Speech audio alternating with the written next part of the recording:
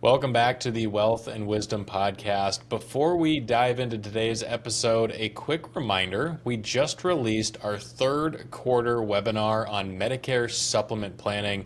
It's an excellent resource for anybody that's getting close to that age. So if you're approaching that, give that a look. We'll post that as a link in the description below. You won't want to miss that. And you can always find that on johnmoore.com at any time. All of our webinars are on johnmoore.com, as well as they will be being released on the channel here, our most recent webinars, as well as some videos from past education days. We're going to try to build out the channel for your viewing pleasure. So here's what we're going to talk about today. The markets are making new all-time highs essentially across the board. We're also seeing gold and silver continue to break their own records. We're seeing the economy shift from kind of a stagflationary position to more of a growth phase. And we're also keeping an eye on the government shutdown deadline at the beginning of October and what that could mean for investors. We're also going to be sharing our reflections from last week. We had an excellent National Christian Foundation event called Plan to Give here in Arizona. Plus, we have some exciting news about an upcoming estate planning webinar series that'll be coming to the channel as well. These will be great resources for families. So let's jump in and get started. Yeah, welcome to the Wealth and Wisdom Podcast here, where intentional planning meets eternal perspective. It's the week of September 22nd, 2025. We're so glad you're here. I'm Brian Cochran, President and Financial Planner here at JMA, and I'm joined by my associate, Cole Leonida. Thanks, Cole, for that great intro.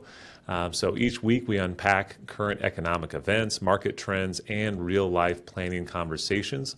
This is all through the lens of biblical stewardship, and we're asking you to be an intentional steward to help you grow wisely, give generously, and live with purpose. So with that, Cole, why don't you break down sort of the macroeconomic update for this week?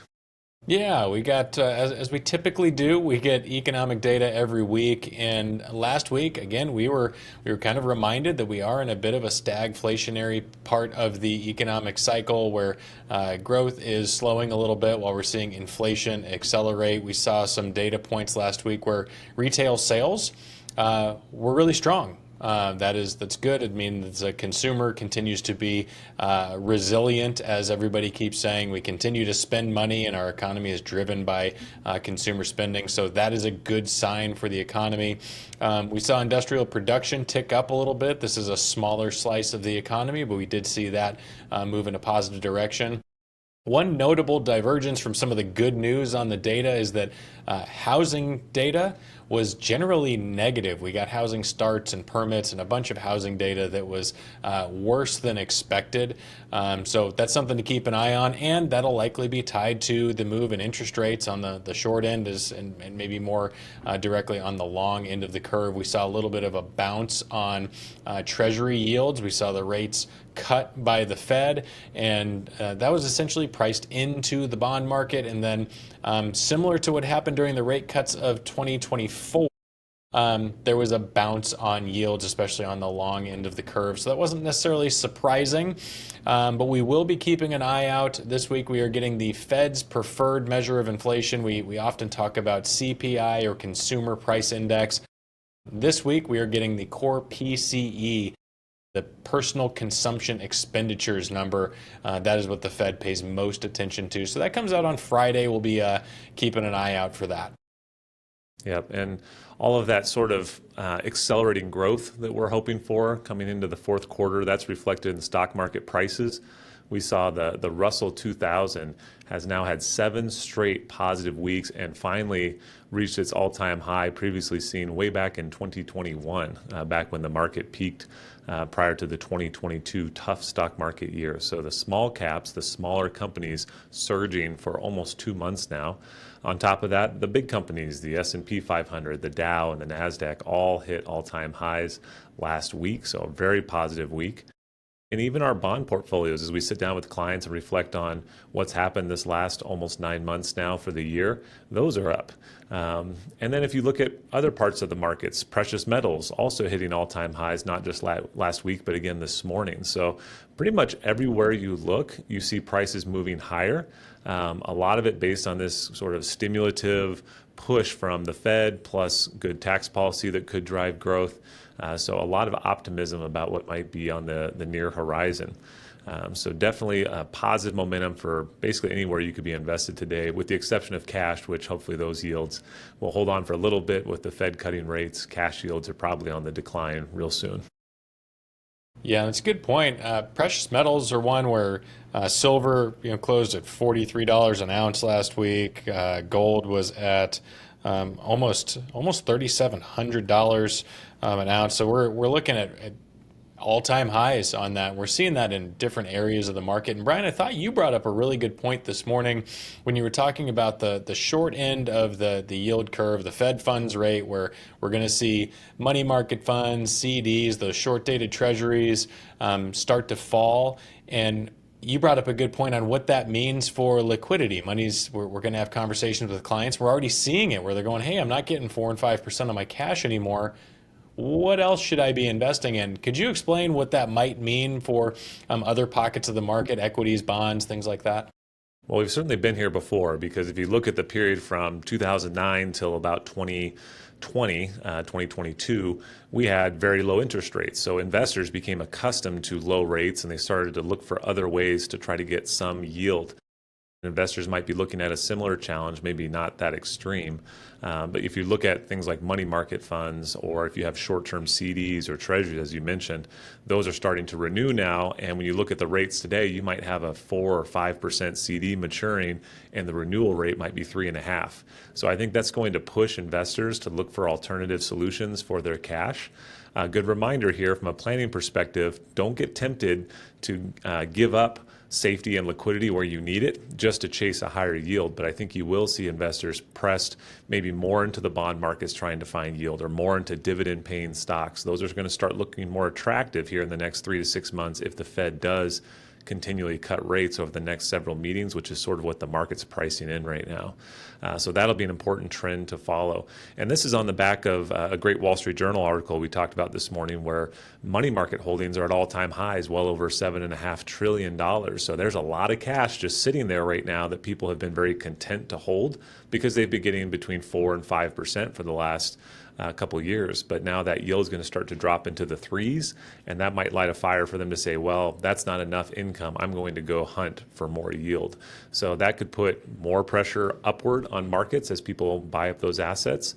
But our plea to clients is, again, don't sacrifice that safety and liquidity for money you need in the next 12 to 24 months. We talked about that last week. Yeah, and so that could be some upward pressure or a tailwind for other assets. It was also noteworthy that last week we got consumer expectations on what they think inflation will look like over the next 5 to 10 years, and that's almost at 4%. It's 3.9%. That's accelerated. That, of course, is just an estimate. It's expectations. But if that means that people are looking for inflation to stay, almost double what the Fed target is, they're not going to want to let cash sit and lose purchasing power if it falls below what their inflation expectations are. Therefore, they might go look at longer dated bonds that have a higher yield than their inflation expectation, or rotate towards some risk assets like stocks. And then on the heels of that, we also are seeing that earnings expectations are looking positive. They're actually trending higher for next year, which again should be a tailwind for stocks. So we don't try to get too predictive on things, but the point is there's some economic signs, there's some earning signs that are pointing towards risk assets in the form of stocks potentially pushing higher in the short to intermediate term. Of course, things can change. That's not a big, bold prediction, but there are some tailwinds forming for the stock market. And as it stands right now, our measure relative to the long-term trend is we're about 11% above trend. Brian, would you give a little context on that historically? Is that a, I don't want to use the B word and scare people, but is that a bubble forming? What does that mean when we're 11% above trend? Yeah, 11% above is concerning, but not panic inducing. We've been 11% above trend, 10 to 15, let's say, above trend for quite a few different periods over the last 5 years. So what we like to say is when you're a little bit above trend like that, if you need money in the short term, probably not a terrible time to take some money off the table. But if you still have a 5, 10, 20-year investment timeline, you should not change your portfolio allocation or your feeling as an investor just because the market hit double digits above trend. Where we might start getting more concerned is if this continues to surge and we get up to 20, 25% above trend, then you start really showing some more caution. But this market, I think, just reflects the growth expectations for the next year. The fact that earnings are strong could back up that above trend market. Not only do we have above market prices or above trend prices, we have above trend earnings growth. So you can kind of justify prices being a little bit elevated right now. It also could just justify short-term wobbles in the market. We might get a 5 to 7 or even 10% drop in the market here as we enter the third quarter. That would be very normal, not a cause for panic, and maybe not a breach of that long-term strong trend higher. Might need a little patience from investors right now, if we see some choppy markets ahead. But I think with 11 to 12% earnings growth expectations for 2026, you can look at that above trend market and say, yeah, I guess that makes sense. It's also a good time to look inside your portfolio and say, okay, the market's above trend, but that doesn't mean everything's expensive. What do I own that actually looks overpriced? There are pockets of the market that we're following, including stocks we already own, that look a little bit expensive right now. That doesn't mean you sell them today, but it means you approach them with more caution. It means you just maybe rebalance a little bit away from those over time. You don't sell them completely, but just be cautious about where that overvaluation might be showing up inside your portfolio, even if the overall market still seems fair. Yeah, and that makes me think of Proverbs 27, verse 12, that says, "The prudent see danger and take refuge, but the simple keep going and pay the penalty." So while we can't see all danger ahead. If it was that easy, everyone would do it. But it also makes me think of Ecclesiastes, chapter 11, verse 12, that says, "Invest in 7 ventures, yes, in 8, and do not know what disaster may come upon the land." So some dangers you can see, there's warning signs. Others, you don't know what's going to show up, what black swan event might pop up, what no one saw COVID coming, right? These kind of things that really move markets quickly.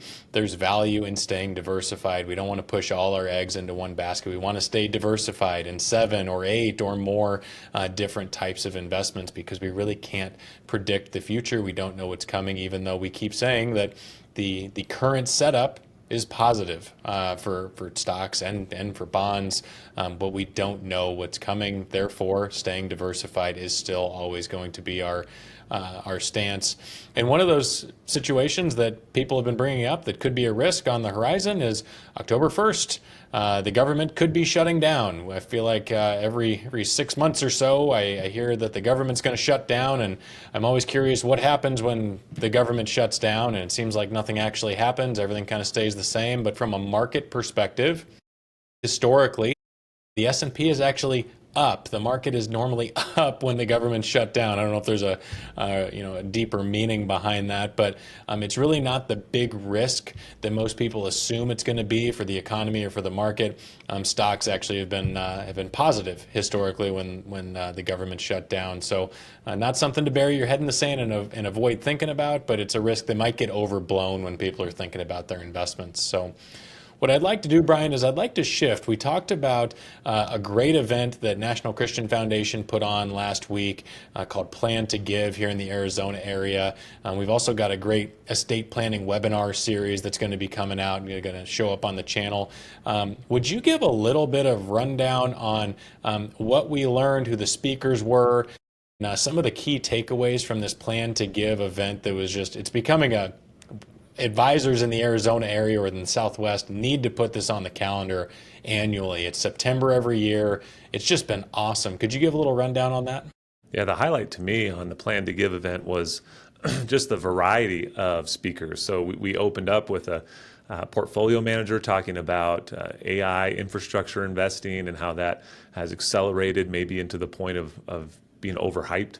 So learned a lot there. That was a very exciting presentation, very times that are relevant to the times we're in. We also had a speaker talk about the importance of legacy. The big takeaway there being that we all have a legacy, whether we choose it or not. It reminds me of our values conversations we often have. We all have values, whether we choose them or not. But a real call to be intentional about how you transfer not just wealth, but values and principles from one generation to the next. Just outstanding. And then we had a really technical presentation on the technical tax and financial planning considerations about transferring illiquid assets such as real estate and business ownership, and how giving those assets can be of great tax advantage, but you have to be very careful and very thoughtful about how you do those gifts. So that was great. And then we closed with an outstanding giver story. Actually, it's one of our John Moore Associates clients got up on stage with our founder, John Moore, and shared how she gave a very complex and large gift, and how she chose the charity. Just an all-around outstanding event. Really spoke to the full comprehensive nature of financial planning, everything from technical tax to hard family conversations, generosity to portfolio management. It really was ideal for the way we look at this world of personal finance. Yeah, it really was a special event, and I just have to give a big shout out to the NCF team here in the Southwest, because they just did a great job with that. And it's really timely, because while they had this event planned and we got to learn so much about the estate planning side of it, and then the technical, and then we got to be reminded of one of our shared clients, amazing generosity story is Andy Ferguson, another planner here in the Arizona office with me, and John Moore, our namesake, are doing an estate planning webinar series with a local nonprofit, and it'll actually be posted to our site. And it's just been awesome. We've had a local attorney on there as well. They're doing an incredible job. I binge watched it this weekend, and it's just been fantastic. So be on the lookout for that. But we're also getting all this information while we're walking through some really messy estates right now. Brian, I think you're going through something on the personal side. We got a couple of clients that have come in where they've inherited, 7 figures, and it's coming from multiple different account types and different beneficiary designations. And some's going to the estate, some's going to minor children. There's no trust involved. This is really just reminding us of the importance to go make sure you know your beneficiary designations on your retirement accounts, your life insurance. Make sure that you've updated, make sure you have an estate plan. Make sure it's been updated recently, because people change, your desires change, relationships change. You want to make sure that that is all buttoned up really well. And if you're not sure who the beneficiaries are, or who's going to be in control of this asset, or who is caring for your children if you were to pass away, if you can't answer those questions, that is probably, take this as your cue to go check your estate documents, get a review from your attorney, or if you don't have these documents in place, go get them in place. Yeah, absolutely. And if you were to see the pieces we have to put together after some of these folks have passed away, and the challenges you're leading for a beneficiary if you have a disorganized or poorly constructed estate plan, boy, you would not wish that on anybody that you care about and love. So it's never a fun conversation, right, Cole, doing estate planning, and it's never fun to do all the follow through of getting assets retitled to the trust, which is a big problem we often see, is people build a wonderful trust, a wonderful container to own their assets, and then they don't put the assets in the container. But it's such important planning, such important communication to talk to your family about the estate plan, to have your professional advisors up to speed. When it's done well, it's just so much easier. It's incredible.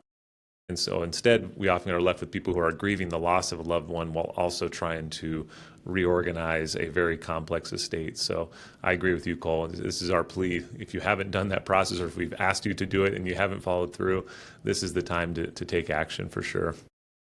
Yeah, and we spend a lot of time talking about the economy. We talk about markets and investments, and there's always something new, always something fun or interesting or exciting to talk about.